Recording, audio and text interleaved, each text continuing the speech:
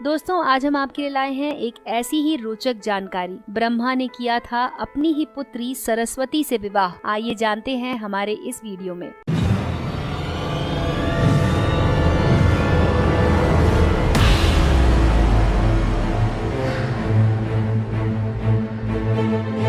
हिंदू धर्म के दो ग्रंथों में सरस्वती पुराण और मत्स्य पुराण में सृष्टि के रचयिता ब्रह्मा का अपनी ही बेटी सरस्वती से विवाह करने का प्रसंग है, जिसके फल स्वरूप इस धरती के प्रथम मानव मनु का जन्म हुआ। लेकिन ब्रह्मा ने अपनी ही पुत्री से विवाह जैसा निंदनीय काम क्यों किया, इसका जवाब जानने के लिए पुराणों में वर्णित एक कथा है। दोस्तों सरस्वती पुराण और मत्स्य पुराण में वर्णित कथाओं में कुछ भिन्नता है, इसीलिए आज हम आपको दोनों कथाओं से अवगत करा रहे हैं। आइए जानते हैं सरस्वती पुराण में वर्णित कथा क्या कहती है। सरस्वती पुराण के अनुसार सृष्टि की रचना करते समय ब्रह्मा ने सीधे अपने वीर्य से सरस्वती को जन्म दिया था। इसलिए ऐसा कहा जाता है कि सरस्वती की कोई माँ नहीं, केवल पिता ब्रह्मा थे। सरस्वती को विद्या की देवी कहा जाता है, लेकिन विद्या की ये देवी बेहद खूबसूरत और आकर्षक थी। स्वयं ब्रह्मा भी सरस्वती के आकर्षण से खुद को बचा कर नहीं रख पाए और उन्हें अपनी अर्धांगिनी बनाने पर विचार करने लगे। सरस्वती ने अपने पिता की इस मनोभावना को भांपकर उनसे बचने के लिए चारों दिशाओं में छिपने का प्रयत्न किया, लेकिन उनका हर प्रयत्न बेकार साबित हुआ। इसीलिए विवश होकर उन्हें अपने पिता के साथ विवाह करना पड़ा। ब्रह्मा और सरस्वती करीब 100 वर्षों तक एक जंगल में पति पत्नी की तरह रहे। इन दोनों का एक पुत्र भी हुआ, जिसका नाम था स्वयंभू मनु।